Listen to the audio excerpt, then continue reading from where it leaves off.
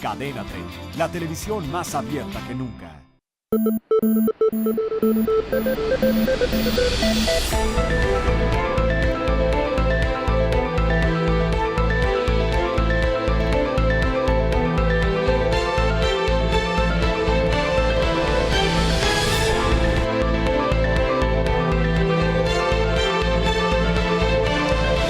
Buenas noches, esta es una emisión más de Círculo de Ideas. Me da mucho gusto saludarlos. Hoy me acompaña en el programa Francisco Sea. ¿Cómo estás, querido Pascal? Buenas noches a todos. Ángel Verdugo. ¿Qué tal? ¿Cómo estás? Humberto Musacchio. Buenas noches. José Luis Vargas. Muy buenas noches a todos. Y Ulises Beltrán. Vamos a comenzar nuestra mesa pues, con un análisis de lo que estamos viviendo en esta etapa de transición, cuando ya se han presentado recursos ante el Tribunal Electoral del Poder Judicial de la Federación. Lo que viene en adelante, comencemos con eso, Ulises Beltrán. Bueno, pues vimos las elecciones, una elección impactante, impresionante en participación, una diferencia sustantiva en primer, segundo lugar. Y luego, pues, como dice Engels en el 18 Brumario, la historia, la primera ocurre como tragedia. Hegel dijo eso. Y la segunda como comedia, ¿no? Y pues estamos viendo la comedia, estamos viendo lo que era predecible, que le digo, no sé si alguno de ustedes sorprendió de que López Obrador impugnara la elección como lo hizo. Me llamó la atención que los encuestadores somos protagonistas de este reclamo y podemos comentar al respecto. Y pues muy interesante, vamos a ver, yo creo que esta historia terminó, yo creo que lo que sigue es simplemente ver lo que estamos esperando, que se definan mejor los personajes que acompañarán al próximo presidente y muy interesante me parece las 3 propuestas de reforma que ya puso en la mesa Enrique Peña Nieto, que yo creo que vale la pena movernos y desplazarnos ya hacia ese tipo de consideraciones. Humberto Musacchio, ¿estás de acuerdo en que esta historia ya terminó? Todavía no. Evidentemente el proceso electoral termina hasta que se hace la declaratoria de ganador por el Tribunal Electoral. Yo creo que en su derecho los partidos que apoyan a Andrés Manuel López Obrador están presentando sus inconformidades, la demanda de nulidad. El tribunal va a resolver y lo previsible es que resuelva en contra de quienes presentan esta demanda, porque sencillamente se les exigen pruebas como si fueran los fiscales, cuando que los fiscales son otros y no han cumplido con su tarea. Entonces creo que vamos a tener algunas semanas de agitación, pero también creo que no vamos a ver que se repita lo de hace 6 años. Yo no creo que otra vez vaya a ocuparse el paseo de la reforma, ni mucho menos. No veo clima, incluso ni dentro del PRD, para que eso suceda. José Luis Vargas, bien dice Humberto Musacchio que los fiscales pues, no son quienes presentan las denuncias o piden el juicio de inconformidad, sino el IFE que actúa como tal. Pero sí vimos un cambio de estrategia en la izquierda. Primero se anunció que se pediría la nulidad del proceso y después se pasó a pedir la invalidez en términos del artículo 41 constitucional. ¿Qué futuro le ves a esto? Bueno, creo que son 2 preguntas. La primera, yo creo que aquí hay un problema de claridad en qué le toca hacer a cada autoridad. Hoy el movimiento de izquierda y López Obrador están acusando al IFE por cuestiones de compra y coacción del voto, cuando creo que técnicamente no es función del IFE ver eso. Evidentemente sí es función del IFE velar por la legalidad de todo el proceso, pero técnicamente a quien le corresponde eso es a la Fiscalía Electoral, a la FEPADE. Y creo que aquí hay una FEPADE, desde mi punto de vista, muy desdibujada. Creo que no ha habido claridad en qué se está haciendo, en cuántas denuncias se están recibiendo, y creo que eso tendría que ir por una pista diferente que es la del juicio de invalidez de la elección. Te lo pregunto porque no estoy seguro. ¿Cuántas denuncias se han presentado? ¿Se sabe? ¿Se sabe si el caso Soriana, por ejemplo, se ha presentado? Se hablaba de que hubo alrededor de 500 en el proceso electoral. Hoy la jornada dice que son 2.000, o hace 3 días, que son 2.200 y pico las De todo. Las denuncias Todo. presentadas. Sí, bueno, lo que tenemos que saber es cuál es el corte, ¿no? Del día de la jornada, previo a la jornada y posterior a la jornada. ¿Y cuántos tienen que ver con compra y coacción de voto? Así es, así es. Y aquí yo creo que es bien importante decir que van por cuerdas separadas. ¿Por qué? Porque por un lado, como ustedes saben, probar un delito, es decir, integrar una averiguación previa, es una cuestión que tarda mucho más tiempo, que es mucho más compleja y donde se necesita, pues evidentemente, la denuncia de cada voto, de cada persona que dice que le compraron sus votos. Y no se puede agarrar y decir, hay 5 millones de votos comprados y por lo tanto, Ministerio Público prueba en lo general. Tenemos que encontrar a la persona que sufrió la afectación en su esfera de derechos, que haya testimonios, que haya pruebas y entonces sí el Ministerio Público puede decir si hay elementos para consignar o no. Y luego creo que está el juicio de validez constitucional del proceso electoral, que obviamente esto es, como sabemos, de cara al mes de septiembre, a inicios del mes de septiembre, donde el tribunal tiene que hacer un recuento primero de todos los juicios de inconformidad que existan del proceso electoral y donde obviamente tendrá que entrar a analizar las irregularidades que están denunciándose, pero donde creo que será prácticamente imposible. Desde mi punto de vista no existen esos 5 millones, no existen esa compra masiva de votos, pero tendrá que probarse y también el tribunal tendrá que considerarlo. Una pregunta, si te puedo hacer nada más. Sí, El claro. tema de fondo es la coacción, porque finalmente recibir dinero antes de una elección, bueno, pues un acto de 2 individuos voluntario. El problema es probar la coacción.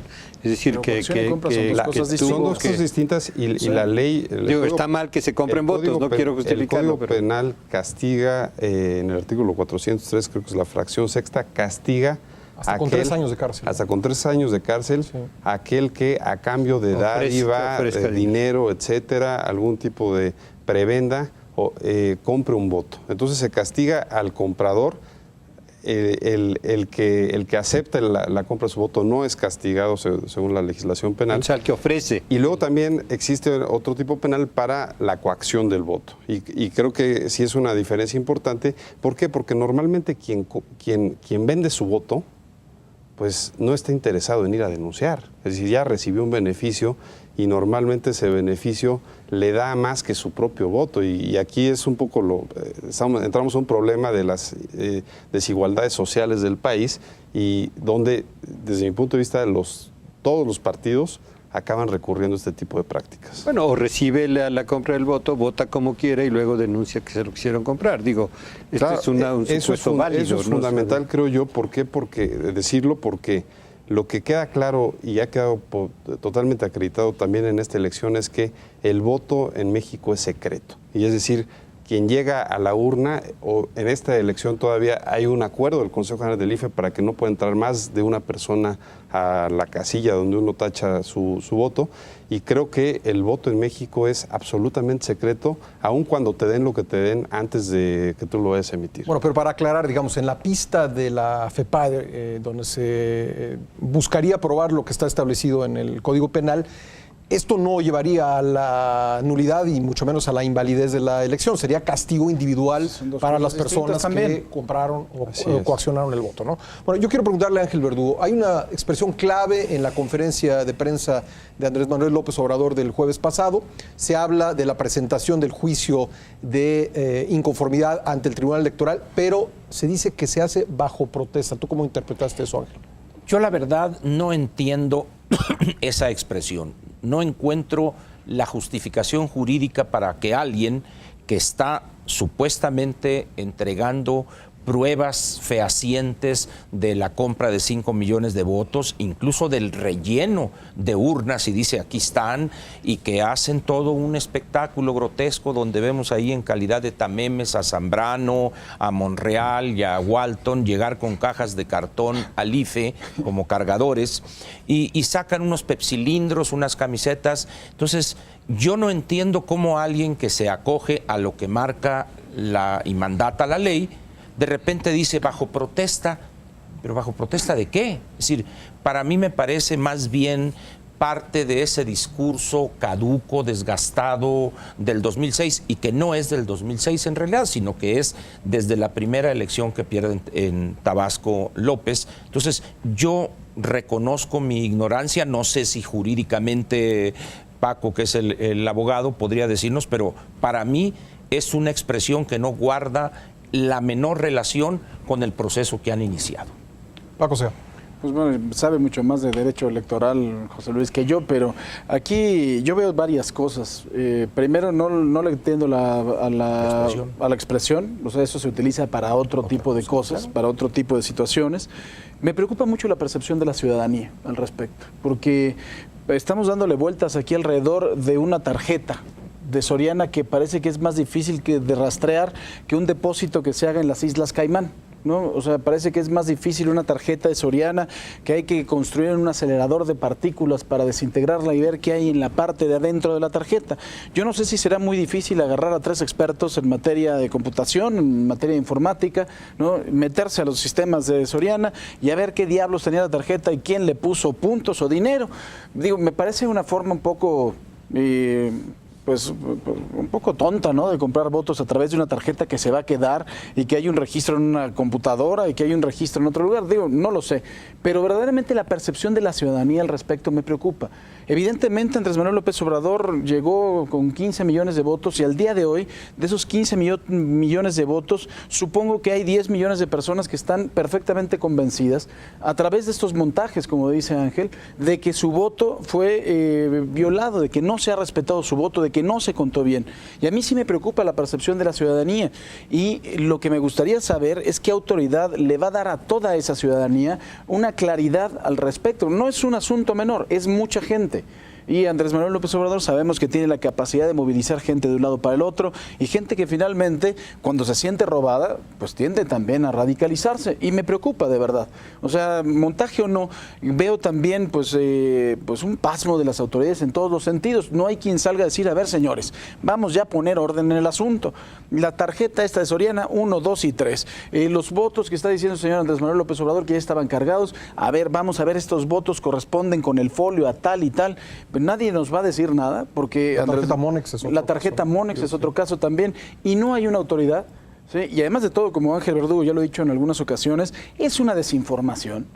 Sale por ahí Monreal y Zambrano a decir que ya le pidió a la Comisión Nacional Bancaria de Valores que le exigió que abran. El secreto bancario también, el señor Zambrano tiene el derecho para poderle pedir a la Comisión Nacional Bancaria que lo abra. Digo, estamos escuchando una serie de cuestiones y de expresiones que me preocupa muchísimo desde la percepción de la ciudadanía. Se le está desinformando en todos los sentidos. Bueno, y interviene el presidente de la República, ¿no? En una entrevista con Excelsior hace ya 10 días, el presidente pues parece decir que sí es necesario revisar bien qué fue lo que ocurrió y dar las respuestas a las que está aludiendo Paco Sea, Ulises. Yo creo que lo que señala Paco es muy importante. Yo creo que el proceso, el sistema democrático que hemos construido en los últimos, de 1990 en adelante, realmente nos ha costado miles de millones de pesos, lo hacemos los ciudadanos y los políticos que contienden no están a la altura del comportamiento ciudadano a través del IFE, organizando la elección y nosotros participando en ella. A mí realmente me entristece oír este tipo de cosas. Hay un principio que es el de la quiesencia democrática, es decir, tú le preguntas a un sueco, oye, perdiste, sí, qué mala onda, y de aquí en adelante los otros van a hacer lo que no querías que hiciera. Pues sí, pero ganó la mayoría y la gente se va a su casa y sigue viviendo su vida cotidiana y adelante. Y es un país que tiene prestigio internacional, que no es cuestionado, que trabaja y funciona. La hija de mi colaboradora Olivia dice, mamá, ¿por qué no nomás votan y se van a su casa? ¿Por qué no nada más votamos y nos vamos a... ¿Por qué los participantes en la política, después de una manifestación de 15 millones de votos no sé cuántos son los del ganador, pero son muchos, una participación altísima del 60 y tantos %, vienen a desprestigiar lo que es esencial del sistema democrático, que es el proceso electoral? Me da tristeza, me enoja muchísimo, porque otra vez mi amigo holandés me llama y me dice, oye, ¿qué onda? ¿Qué pasa? ¿Por qué no pueden acabar de construir un sistema democrático de prestigio internacional? Que lo tenemos, porque quien habla del IFE afuera y lo conoce dice, wow, están gruesos. La credencial de elector con fotografía es espectacularmente a prueba de balas. El padrón es una cosa impresionante. Nos costó $50,000 millones construir los instrumentos electorales entre 1990 y 1994. $50,000 millones. Digo, eso es equivalente del bailout que nos dieron los americanos en el año 2000. Y tú dices para que Ya basta, ya basta. ¿Por qué no hay aquiescencia democrática? ¿Por qué no dice el que perdió, perdí, gracias de amigo, y adiós? porque nunca le va a entender. Humberto Musacchio, yo creo que es una pregunta relevante. ¿Por qué no hemos podido construir ese sistema como en otros países donde el perdedor dice, pues sí, perdí, Bueno, y se va a su casa? En la primera elección que hubo durante la presidencia de don Guadalupe Victoria, ocurrió también esto del regalo de votos comprados, gente movilizada, las amenazas, las intimidaciones. O sea que tenemos una larga tradición de irregularidades electorales. El problema es que no hemos podido superarlas. Si todo el sector que vota por López Obrador sospecha que hay algo chueco, si el presidente de la República, que es de otro partido, también dice que hay irregularidades, bueno, es que algo no funciona bien en el sistema electoral.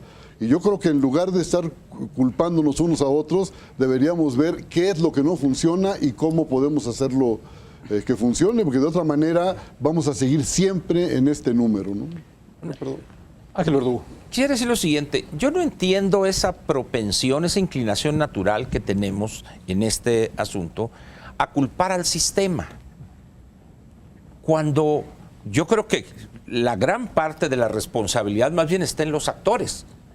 Cuando esos miles o millones de electores descontentos o que piensan junto con López que hubo fraude o trampas, ¿por qué no pensar que quien está mal son ellos, no el sistema? Esa idealización ciega a crítica del elector a mí me parece preocupante, porque de repente el presidente Calderón afirma, y diría el clásico, es decir, que el señor es omnipotente, tiene la sabiduría total. Por supuesto que no. Pero es el hombre más informado de México, supongo. Falso de toda falsedad. Bueno, Eso no es cierto. vamos a ir a una pausa, regresamos para continuar esta discusión en Círculo de Ideas. Ya regresamos.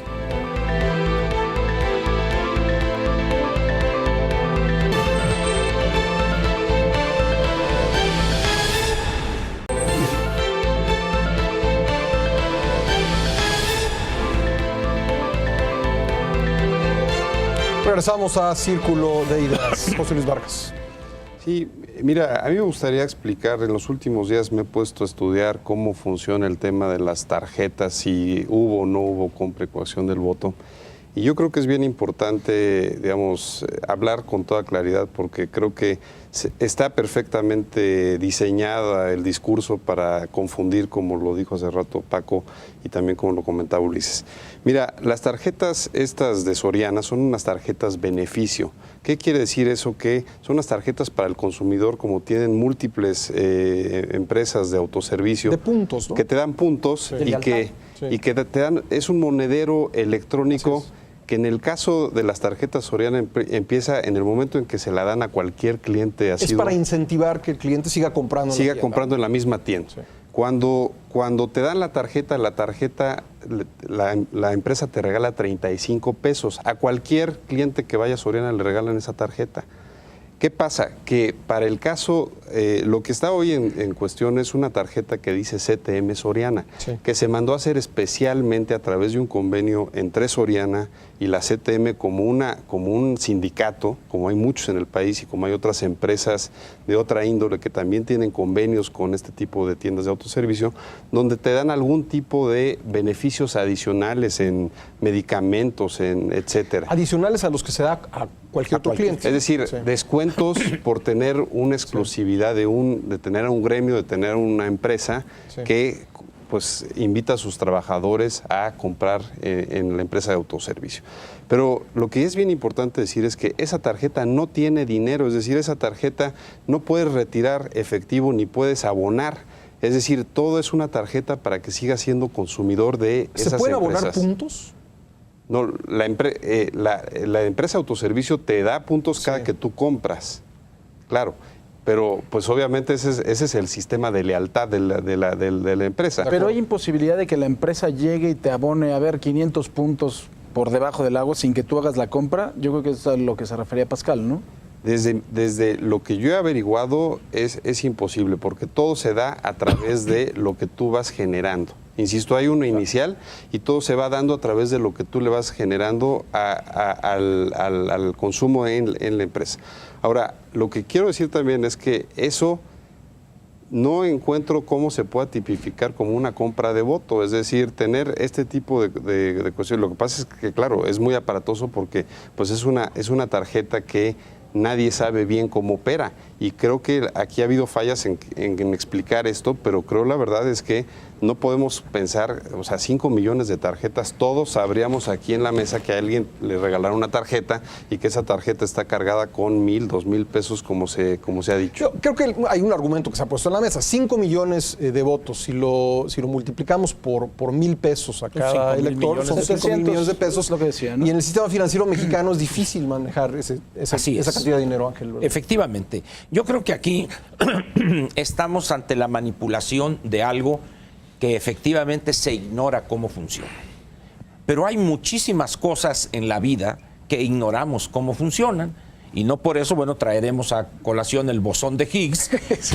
O sea, es un número sumamente reducido de quienes saben cómo funciona este acelerador de hadrones, etcétera, pero no por eso vamos a decir que es una conjura para que Hollande haya ganado y el próximo presidente de Suiza acelerando algún... No. Lo que pasa es que los electores en otros países son más racionales porque tienen más educación y cultura democrática. En el caso nuestro es muy primitivo el pensamiento del elector, en consecuencia es muy fácilmente manipulable. En el caso de la tarjeta de Soriana, como múltiples otras tarjetas de lealtad, tienen algo que andan todavía buscando desde el 2006, que es un algoritmo. Ese algoritmo, ¿qué hace? Desglosa las compras, porque en algunos productos no hay puntos, pero en otros hay más puntos. Entonces, el sistema, ¿qué es lo que hace? Ejecuta muy rápidamente una cantidad inmensa de operaciones y le va al saldo asignando eso. De la misma manera, cuando uno llega a descontar y decir, cóbreme ese litro de leche con esta tarjeta, un litro de leche, 80 puntos, tiene usted 550 y le quedan 470. Es a lo más que puedes hacer. Pero repito, el uso perverso es lo que mina la credibilidad. Y como dice el dicho, aquel risueño, y haciéndole cosquillas, porque así como López ha educado, entre comillas, a millones de electores de que él es el único que libremente eligen los mexicanos, y los demás que eligen son producto de una decisión de la mafia, de los medios, etcétera, pues hay millones de personas que en ese proceso de imbecilización política que llamo yo, pues son fácilmente manipulables, que creo yo que es lo que está pasando. Hoy la FEPADE de oficio, porque además todos esos que hablan de las tarjetas de Soriana no han presentado ante la FEPADE, que es donde debería haber sido, una sola denuncia específica en estos dos temas, Monex y Soriana. No hay. ¿Qué ha hecho la FEPADE? De oficio ya llamó a declarar a los funcionarios o ejecutivos de Soriana y de Monex, y ya han aportado las pruebas. Ahorita mencionaban el problema de que no han sabido explicar. Una de las cosas que no reconocemos en México también por nuestra falta de cultura jurídica es pensar que como en los medios se está atacando a Monex y Soriana, en los medios deben ellos litigar su defensa. Las dos entidades que han hecho lo correcto de acuerdo al Estado de Derecho es litigar en la entidad jurídica correspondiente, en este caso es la FEPADE. Recibieron un citatorio y en él han acudido y han entregado las pruebas. De tal manera que los que han hecho lo correcto son ellos, y eso lo interpretamos. ¿Por qué no aclaran? Espérame, los señores no tienen que aclarar ante un micrófono. Lo dijo este señor Fayad, que es el director comercial de Soriana, Humberto Fayad, dice: ya nos requirieron y vamos a entregarle a la autoridad las pruebas correspondientes, como debe de ser en un Estado de Derecho. Paco Sea. Pues bueno, yo creo que va a ser un asunto que todavía tiene mucho por venir. Me parece que finalmente, independientemente de que creo que la distancia en votos es muy importante como para que pueda revertirse a través de un procedimiento en el Tribunal Electoral del Poder Judicial de la Federación, hubo irregularidades que todos conocemos. Coincido mucho con Humberto en que es necesario no invertirle más dinero, ¿no? al sistema electoral mexicano, pero sí creo que para modificar la legislación y poner penas verdaderamente severas en el caso de compra y coacción de voto, para poner pues bueno, candados que tengan mucha más solidez en materia de la utilización de programas sociales para cooptar, para que la gente tenga que ir a votar si no son sacados de los mismos programas. No se gasta dinero, es una cuestión de voluntad política a la cual los partidos políticos no han asistido puntualmente porque no lo quieren hacer, ¿no? En el momento en que se haga corresponsable al presidente nacional del partido de la compra de votos de cualquier entidad que tenga que ver con su partido, van a ver cómo el asunto va a dejarse de presentar. Eso me queda perfectamente claro. Creo que se debe de endurecer la legislación de forma real para que no estemos con este tipo de cosas. Ahora sí, para que nos luzcan los 50,000 millones de dólares que le hemos invertido a este sistema. Yo en eso estoy totalmente de acuerdo, porque es triste, de verdad, se siente una gran desilusión como mexicano después de que todo mundo se está partiendo el alma por hacer unas elecciones y que finalmente los candidatos también lo están haciendo y los ciudadanos también, porque hay ciudadanos que están legítimamente ilusionados con un candidato y que legítimamente se sienten engañados, y creo que finalmente a toda esa gente pues hay que responderle de alguna forma y no nada más, pues bueno, con tibiezas como lo han hecho hasta el día de los partidos, ¿no? Ulises, ¿crees que necesitamos leyes muy específicas respecto de comportamientos electorales? Porque las leyes que están rigiendo pues vienen de hace más de una década, ¿no? Digamos, los delitos electorales tipificados pues tienen 15 años o más. Yo creo que haría bien, Pascal, pero mira, leyes, ¿no? Yo tengo una confianza ciega en la racionalidad de las personas. Yo tengo una confianza ciega en la libertad de los individuos. Y en estos casos a mí me lo demuestra, porque hay que juzgar las cosas por sus efectos. En este caso, lo que está atrás de todo este supuesto, como lo dice expresamente quien lo impugna, con todo su derecho, y le agradezco que lo haga para que se revise y se evite y se prohíba y se sancione si se hizo, pero yo confío en las personas. Y aquí lo que me llama mucho la atención es, y me voy a meter en un terreno pantanoso, es, repito, los efectos de estas cosas. Si las encuestas predicen con certeza razonablemente buena el resultado electoral, ¿qué quiere decir esto con respecto a este tipo de prácticas? Que son o están asimiladas en la preferencia del elector o no tienen ningún efecto a fin de cuentas. Alguna vez un candidato me preguntó, oye, ¿habrá que invertir en todo esto? Y le contesté así, oye, pues si en las encuestas va a salir y sale lo que pensábamos, yo creo que el efecto marginal de todas estas prácticas que son parte de una cultura de los partidos lamentable, cuando dije hay que condenar a todos, empezando por ahí, ¿qué necesidad tienen de hacer esas cosas para avergonzarnos a todos de un proceso electoral de segunda, de tercera, de cuarta? Los efectos son nulos, Pascal. Hay cientos de estudios que lo han demostrado. He hecho encuestas de salida en la cual pregunté desde el programa Solidaridad del presidente Salinas. Hacíamos en la encuesta de salida la pregunta específica, ¿es usted beneficiario de Solidaridad, sí o no? Pues que sí. Y el resultado no se alteraba por la supuesta coacción del voto a través del programa de Solidaridad. Lo he preguntado sistemática y reiteradamente en todas las encuestas de salida que vengo haciendo desde 1991. ¿Por qué? Porque la gente me hace el favor de ratificarme esto en lo que creo. La gente vota como se le pega la gana. Si le compran un voto y lo compra y lo decide y le gusta, pues es un acto voluntario. Como dijo un periodista hace poco, pues ¿de quién es el voto si no de la persona? Y tiene todo el derecho de hacer con él lo que quiera. Humberto Musacchio. Me parece que los periodistas tenemos la obligación de dudar de todos los factores de poder. Esa es una condición de quienes hacemos análisis político.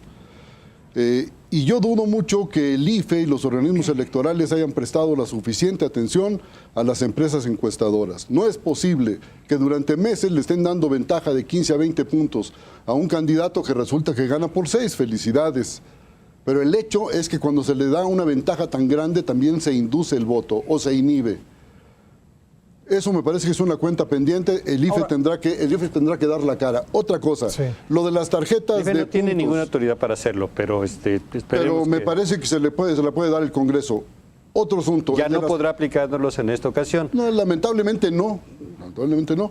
Lo de las tarjetas. Si se pueden abonar puntos por las compras que hace Ángel Verdugo en su tienda favorita, esta Sopriana o algo así se llama, igualmente a esas tarjetas se les puede poner dinero. No. Sí, señor, sí se les puede poner dinero. Son tarjetas electrónicas conectadas a un sistema financiero y claro que se les puede poner dinero. No. Y eso, bueno, pero además las tarjetas que están ahora a discusión, ustedes lo mencionaron, son unas de la CTM y les recuerdo que la CTM es una central obrera charra del PRI. Entonces no es casual, o por lo menos son demasiadas casualidades. Me parece que no es una forma seria de abordar el asunto. Si hay una preocupación social por estas cosas, ¿por qué no ventilarlas? ¿Por qué no abrirlas? ¿Por qué no aclararlas debidamente? Está muy bien inventarle disculpas a todo, a las encuestas que fallaron, a lo de los regalos, las tarjetas, la compra de votos, los carruseles, los niños, los halconcitos que van a acompañar a ver por quién vota el individuo. Pero me parece que el IFE está dormido. Está muy bien que no tenga facultades para algunas cosas, pero puede pedir que el órgano encargado es el órgano estatal encargado de investigar, lo haga y no investiga. Y el IFE no mueve un dedo. Ese es el problema. José Luis Vargas. Sí, no, yo creo que como dice el dicho jurídico, el que afirma está obligado a probar. Y en ese caso, Humberto tendría que probarnos. No soy fiscal, no soy fiscal. Que sí se puede, que sí se puede llegar a meterle dinero a una tarjeta esa. Pero bueno, yo no me quiero. El propio Fayad hizo una declaración que consigna Ciro Gómez Leiva, en donde dice que sí se le pueden meter dinero. Pero no a esa, sino hay una. También tendrá que demostrar la conspiración. Efectivamente. A las de consumo no se les puede. Y bueno, eso. Y aclaró después. Así es. Y abundando en el argumento también tendrá que demostrar no me quisiera concentrar en eso. Lo que quisiera decir es, un poco retomando lo que decía Paco Sea, es, no se vale, y me parece lamentable que todas las fuerzas políticas, y digo también el gobierno federal, porque el presidente fue parte de su declaración, ahora nos rasguemos las vestiduras diciendo qué grave lo de la compra y coacción del voto. ¿Por qué lo digo? Porque desde hace año y medio, y hablo en primera persona, cuando yo fui titular de la FEPADE, presenté una iniciativa que pretendía precisamente regular eso de manera mucho más exhaustiva de lo que está hoy en día. Y obviamente eso iba acompañado de darle atribuciones a la Fiscalía y hacer una Fiscalía verdaderamente autónoma y verdaderamente fuerte para este tipo de conductas. Y hay que... En concreto, ¿qué tipificaciones de delitos? Mira, lo que hacíamos, por ejemplo, en cuanto a compra y coacción del voto, lo que se hizo en términos globales, se ampliaron en 300% el catálogo de delitos electorales a lo que está hoy en día. ¿Qué quiere decir eso? Que cada conducta, por ejemplo, compra y coacción del voto, se hacían 10 diferentes tipificaciones para que no hubiera la posibilidad que dijeran los jueces. Una laguna. Esto no aplica, porque hay que acordarse que en materia penal tiene que ser aplicación exacta el tipo penal. Entonces, lo que no se vale es que en ese momento nadie nos dijo que no se podía, que todo el mundo la veía bien, pero nadie hizo absolutamente nada para que esa reforma prosperara. ¿Por qué? Porque ya venían de cerca del proceso electoral y ya no les convenía, porque era autoponerse la soga al cuello. Entonces, me parece que tenemos que ser más responsables y si verdaderamente nos preocupa este tema, pues hacer lo necesario, que es a través de la transformación de marco jurídico. Rápidamente. Yo creo que uno de los grandes problemas que hay en los sectores ilustrados de la sociedad mexicana, y los incluyo a ustedes, no me incluyo yo soy un campesino, pero en los sectores ilustrados de la sociedad, sin tierra o con tierra. Sin tierra, con derechos a salvo. Existe una ignorancia en temas como estos que preocupa. Sí, yo entiendo que un obrero, un campesino o una persona, un Juan Pueblo, que desconozca estas cosas, yo lo entiendo. Pero adoptar posiciones, es que el IFE no hace nada. cuando está perfectamente establecido en la ley que en las averiguaciones no puede dar el IFE a conocer públicamente nada hasta en tanto no se termine, y en los, etcétera. Entonces, por un lado, nos gusta que haya Estado de Derecho y lo exigimos, pero cuando ese Estado de Derecho no se adecua a mis aspiraciones o a mis preferencias políticas o a mi posición ideológica, entonces el IFE está mal. Yo creo que eso es reflejo de esa parte primitiva que tenemos los mexicanos en lo que se refiere a la política. Bueno, y justamente para eso existen estos programas, para poder tratar de aclarar estos temas. Al menos digo intentarlo. ustedes, porque yo simplemente soy un periodista. Vamos a una pausa y regresamos.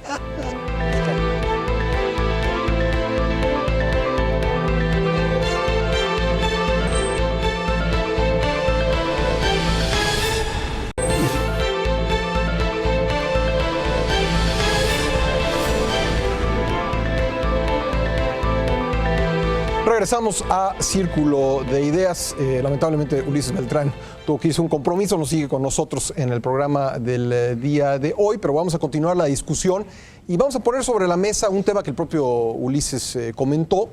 Las propuestas que ya ha hecho el candidato con más votos, porque así se le dice ahora, ¿no?, de la elección presidencial, Enrique Peña Nieto, ha dado a conocer un equipo de 3 personas y también ha hecho 3 propuestas concretas, una que tiene que ver con el combate a la corrupción. Y bueno, en fin, estas 3 propuestas me gustaría que José Luis Vargas nos ayudara a comenzar el análisis.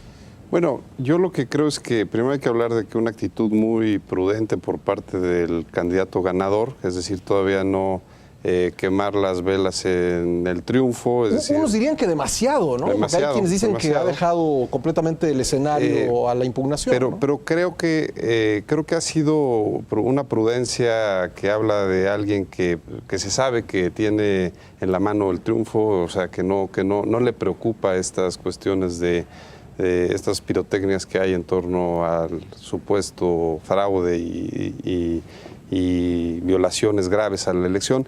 Y creo también que, yo diría, es importante los nombramientos que ha dado. ¿Por qué? Porque no son nombramientos de gabinete, son nombramientos que lo que ha dicho son 3 personajes que van a ordenar la agenda que se requiere para lo inmediato para poder empezar una transición y una agenda obviamente aterrizada a las prioridades que él tendrá que presentar a partir del 1 de diciembre. Y en ese sentido creo que el hablar de un área estrictamente jurídica que ya nos habla de que va a haber cambios, es decir, que va a haber cambios importantes, ha mencionado a algunos, pero me imagino que no se va a quedar en esos. También hablar de un área de diálogo político me parece que es fundamental, me parece que es algo necesario de cara a un quiebre de gobierno antes y después de gobierno, es decir, hacer una transición ordenada políticamente. Y también lo que me parece es que hablar de políticas públicas, un área de políticas públicas, creo que también nos va a anunciar que va a haber una transformación institucional en el gobierno federal. Paco, o sea, bueno, las otras 2 tienen que ver con un organismo regulador del gasto que se hace por parte de las entidades públicas en los medios y también de fortalecer al IFAI en términos de transparencia. Creo que son 2 propuestas muy importantes, ¿no? Porque todos los que trabajamos en medios de comunicación sabemos que desgraciadamente a veces a través de la compra de publicidad se compran muchas otras cosas más y se regulan otras muchas cosas más y que a veces a los propios medios de comunicación se les trae con el cuello apretado. Yo coincido mucho con José Luis en la prudencia de Enrique Peña, ha sido muy prudente al respecto, ha sido prudente incluso en no llamarle a un equipo de transición, sino un primer equipo de trabajo, y creo estas 2 propuestas me parecen de verdad también fundamentales. El asunto de cómo se manejan los dineros entre el gobierno y los medios de comunicación fue algo que enturbió mucho el antes, ¿no? La antesala de la elección se enturbió mucho, se hablaba de grandes contratos, se hablaba de grandes cantidades de dinero que iban y que venían. Entonces me parece que es una propuesta sin duda bastante oportuna, las 2, ¿no? Creo que todos también los que estamos en los medios de comunicación sabemos que a partir de la aparición del IFAI empezaron a salir incluso otro tipo de temas en los medios de comunicación. Nadie puede dejar de recordar el Toalla Gate, que precisamente fue a través de una solicitud de información, y creo que fue el primer gran escándalo mediático que involucraba a la Casa Presidencial a través de la libertad que se estaba dando o de la transparencia que se estaba dando las famosas toallas de 5,000 pesos, ¿no? Entonces, me parece que son instrumentos fundamentales que se han ido ganando y lo que se deben de hacer es fortalecerlos. De hecho, Humberto Musacchio, en los últimos años ha habido una acusación de que pues hay cada vez menos transparencia, que cuando llegan solicitudes de transparencia a los órganos encargados en las dependencias, pues dicen, pues no hay documentos, ¿no? Todo se oscurece. Todo se oscurece. Entonces, ¿habría que tomarle la palabra a Enrique Peña Nieto en estas 3 propuestas? Si Enrique Peña Nieto algún día llega a gobernar este país y sostiene lo que dijo, pues está muy bien, hay que tomarle la palabra. Todo lo que contribuya a una mayor claridad, a una mayor información para los ciudadanos debe ser bienvenido. Hay áreas que son secretos de Estado, las cosas militares, en fin, pero esas son muy limitadas y debería reglamentarse que fuera de eso no hay nada más que sea secreto. Cualquier funcionario y de todos los partidos hace una obra pública y ordena que se guarde 12 años la información. ¿Con como qué López derecho? Obrador, ¿verdad? Como López Como Obrador. de todos los partidos, y eso es un mal endémico. Y si les dan la información, te dan un camión de información para que nunca encuentres. Para que nunca encuentres lo que buscas. Y te cobran las copias, además. ¿Sí? ¿Quiere la información? Y las ¿Cómo cobran no? muy Aquí está caras. todo, hay un camión. Pues que se Revisen, mejore pero- todo lo que contribuya a mejorar la información de la ciudadanía es bienvenido. A ver, pero yo me refiero incluso antes de recibir una constancia de mayoría, podríamos ver esto aterrizado en reformas en el Congreso, ¿no? Bueno, yo creo que Peña Nieto, por razones obvias, para legitimarse, está urgido de esta clase de acuerdos. No creo que vaya a tener mucho apoyo del PRD. Quizá con algún sector del PAN llegue un arreglo, pero tampoco veo Pero un alguien ambiente podría propicio. oponerse, digamos, ¿tú ves alguna fuerza política que podría decir, no estoy de acuerdo con más transparencia? No oponerse, pero sí posponerlo, porque ahorita están discutiéndose otras cosas, ¿no? Ángel Verdugo. Yo creo, conozco a Humberto desde hace muchísimos años, ¿verdad? Y lejos de haber modernizado, así es, ¿verdad? Algunas cosas sigue aferrado. Es legítimo, es decir, este país tiene tanta libertad para incluso aceptar posiciones, muestra de tosudez en un determinado momento. Por ejemplo, eso de que si llega a gobernar Peña Nieto, está bien, pues, desde el punto de vista de la pureza jurídica, pero vayamos a estas 3, no las llamamos iniciativas porque no son, sino grupos de estudio para elaborar quizá como resultado una iniciativa de ley que se someterá en su debido momento a alguna de las cámaras del Congreso. Es interesante que sean las 3 primeras que Por supuesto, presente, ¿no? claro. ¿No? Pero además es todavía más interesante porque ninguno de esos 3 temas eran de las reformas prioritarias Así que es. plantó. Es decir, es resultado de lo que se vio en la campaña. En la campaña sale el problema de la corrupción en la relación del gobierno con los medios, ahí está una de los grupos de trabajo. Segundo, el problema de la transparencia.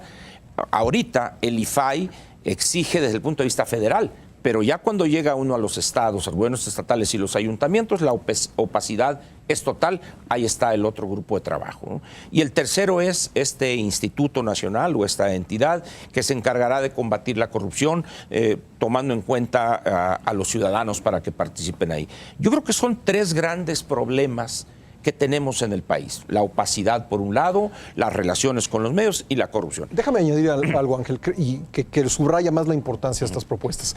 No hay que olvidar que son parte del decálogo que presentó Es a Peña donde Nieto. iba. Efectivamente, ese decálogo es lo que logra captar el candidato. Después del 11 de mayo. Efectivamente. Sí. Entonces, ¿qué es lo que sucede? Que no es esa visión, aquella monolítica y anquilosada que dice, bueno, esto es lo que voy a plantear y con esto nos vamos hasta el final, sino es responder a las condiciones cambiantes de un sector que nadie se imaginaba que iba a hacer este tipo de planteamientos. Y ante esa situación, ¿cuál es la respuesta de ese grupo al que le están dando acciones? La cerrazón y la exclusión y la intolerancia. Al final de cuentas, aquí, y esto Paco y José Luis sabrán más que yo, el derecho normalmente va atrás de la realidad, es decir, tienen que darse muchas cosas en la realidad para que el derecho refleje en el cuerpo jurídico de un país estas cosas. Aquí estamos teniendo 3 ejemplos claros. Es decir, la corrupción existe en este país desde tiempo inmemorial y la compra de votos ya los romanos la practicaban a ciencia y paciencia. Pero hoy estamos viendo que llegó el momento en que en el cuerpo jurídico del país, que da sustento a nuestro incipiente, débil o imperfecto Estado de Derecho, llegó el momento. Y así con lo de la transparencia, por supuesto que hay algunos que van a estar en contra de eso, pero hay otros que van a estar felices porque se va perfectamente a transparentar un contrato de publicidad para ciertas campañas, y aquel que utilizaba el contrato de publicidad para utilizar, como bien dice Paco, otro tipo de favores políticos, evidentemente va a ser descobijado. Yo creo que a alguien que le interese el desarrollo cívico democrático de este país, por ningún motivo debería regatear desde sus perspectivas específicas el apoyo a estas tres iniciativas, entre comillas. Muy bien, ahora yendo a las personas, José Luis, los tres nombramientos que dice Paco, y dice bien que no es un equipo de transición, pero finalmente son tres caras que pone el ganador de la elección o el candidato con mayor número de votos en la elección al frente para empezar a discutir y a organizar ciertas cosas. ¿Qué te parecieron los nombramientos de Videgaray, de Osorio Chong y de Murillo Caram? Pues mira, el caso del senador Murillo Caram yo creo que habla de una experiencia legislativa creo que incuestionable, es decir, es un hombre que se ha forjado en la parte política, pero también en la parte técnica legal, y evidentemente habrá que ver cuál es el alcance que le quieren dar a esa área. Creo que la segunda, la parte de Osorio Chong, la verdad es que es un personaje que no figuró mucho como gobernador, pero que es de la absoluta confianza del candidato ganador, y entonces pues habrá que ver para operar políticamente, entonces habrá que ver cuál es el rol que le asigna y cuál va a ser el énfasis en esa negociación política. Y creo que el caso de Luis Videgaray, pues creo que es un asunto que creo que si hay alguien que en esta elección se le pueda hablar de un buen estratega, de un equipo exitoso en la conformación de hacer una campaña y de llevarla a cabo, pues es Luis Videgaray. Y entonces, pues creo que él seguirá teniendo pues un poco el control global de todo lo que tenga que ver con los intereses del candidato ganador. Ahora, yo quería mencionar una cosa, si se me permite, que es, a mí me parece bien importante aclararle al auditorio que no haya confusión, porque desde mi punto de vista no hay posibilidad de que haya nulidad de una elección presidencial. Es decir, el artículo 99 constitucional es expreso y es claro y dice solo puede haber nulidad de una elección cuando hay tres causales: 25% de irregularidades en las casillas, 25% de casillas no instaladas o una cuestión de elegibilidad del candidato. Fuera de esas, la Constitución es clara y dice, para el caso de una elección constitucional presidencial, no hay otra forma de anular una elección. Y eso es importante porque si no vamos creyendo que el 6 de septiembre nos van a decir hay nulidad, no hay nulidad de una elección. Pero a ver, rápidamente, si yo entendí bien, lo que se está pidiendo es la invalidez en función del 41, y el antecedente que se menciona, si no estoy equivocado, es el de la elección en Morelia. Digamos, puesto sobre la mesa por el propio tribunal, no sé si exista ya en términos de jurisprudencia, pero finalmente es el antecedente que existe. Pero hay que recordar una cosa, lo de Morelia es una elección local. Sí. Y ahí hay otras causales de nulidad. Sí. Desde mi perspectiva, y hoy he estado en estos días platicando con varias personas conocedoras de la materia, invalidez y nulidad, los efectos es exactamente lo mismo. Si tú declaras la invalidez es porque hubo un vicio de nulidad. Y viceversa, no puedes declarar nulidad y que la elección sea válida. Pero bueno, finalmente sí es lo que están reclamando, ¿no? Es lo que están reclamando, pero a lo que te lleva es a que en materia de la elección presidencial es taxativo, son esas tres causas que acabo de señalar, y no hay más. Y afortunadamente tenemos opiniones como la tuya que nos permite aclarar estas cosas. El 41, nada más para reforzar lo que señala José Luis, dice en su segundo párrafo, 41 constitucional. La renovación de los poderes legislativo y ejecutivo se realizará mediante elecciones libres, auténticas y periódicas. No habla de equitativas, habla, repito, libres, auténticas y periódicas. Entonces, creo que en este país la elección fue libre, fue auténtica y es periódica, evidentemente. Y prepagada. Entonces, según un sector. Yo creo que simplemente es querer buscarle... Eso atenta contra la libertad, hombre, por favor. Glándulas mamarias a los ofidios, cuando bien sabemos que no tienen. Lo que Ángel quiso decir fue chichis a las culebras, supongo. Pero lo dije políticamente correcto. Sí, pues ya. A ver, Paco Sea, rápidamente sobre los tres nombramientos, tu opinión. Yo creo que son personas allegadas al propio Enrique Peña Nieto, son muy buenos operadores del PRI. Sin duda, la persona más cercana a Enrique Peña Nieto es Luis Videgaray, fue su coordinador de campaña. Jesús Murillo Caram, coincido, también tiene una gran experiencia en materia legislativa. Y Miguel Ángel Osorio Chong es una persona que, aunque mantuvo un bajo perfil, me parece que ha sabido mover muy bien el abanico en el ámbito que le tocó. Y estoy también seguro que ellos estarán de alguna forma replicados en el gabinete presidencial. Uno como secretario de Gobernación, otro como secretario de Desarrollo Social y otro, todavía no se me ocurre, pero luego le doy un puesto. ¿PGR o Seguridad Pública, te parece? No lo sé. No, bueno. Pero seguramente por ahí van a andar. Exactamente. ¿No? Humberto Musacchio. Pues a pesar de mis antecedentes italianos, nunca he tenido contacto con las mafias, yo no podría opinar sobre esto. Qué lástima, es interesante. Hay buenos vinos, buena comida, Claro. al menos. No, pero los nombramientos, ¿tienes alguna opinión? ¿Sigues sobre... con tu tosudez? Son gente experimentada, indudablemente experimentada en eso, en todo lo que significa el PRI. Entonces, pues que... También Monreal y López son experimentados en el PRI, de ahí surgieron. Camacho también, Muñoz Ledo también. Pero si les parece, hacemos una ronda rápida final. Quiero adelantarle al público que este será pues el último programa antes de tomar un periodo de vacaciones. Estaremos de regreso aquí en el mes de agosto, pero bueno, no queremos dejarles sin una evaluación de lo que puede venir en los próximos días. José Luis.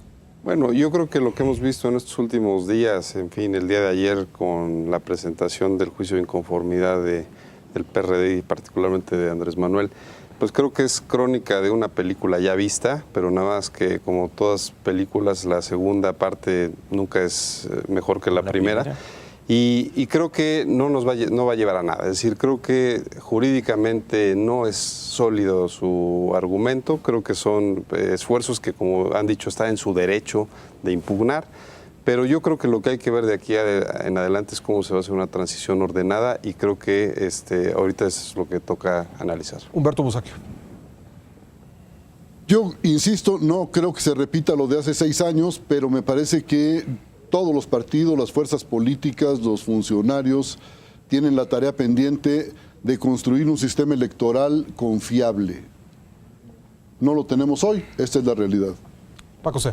Creo que el futuro político de Andrés Manuel López Obrador y también de este movimiento alrededor de esta elección va a depender sin duda y muy puntualmente de las pruebas que se presenten. Yo estoy también totalmente seguro, no habrá invalidez de la elección, pero en la medida en que se pueda demostrar que esas irregularidades existieron y que están sobre la mesa, entonces no habrá un desencanto de esa gente que hoy en día está en la calle y que tiene además de todo una conformación, me parece, mucho más plural.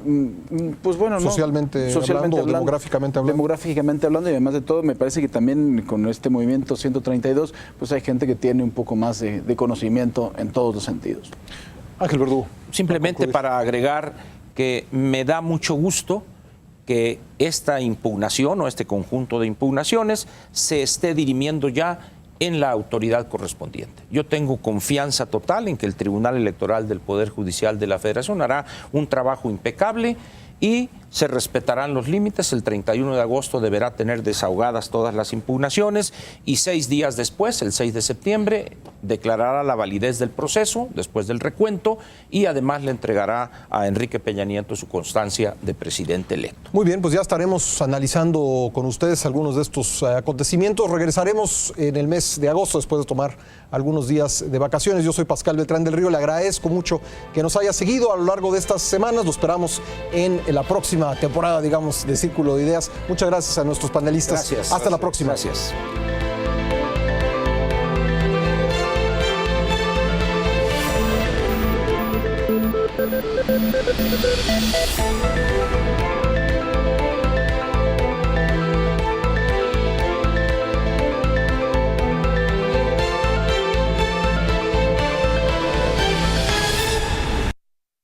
Cadena 30, la televisión más abierta que nunca.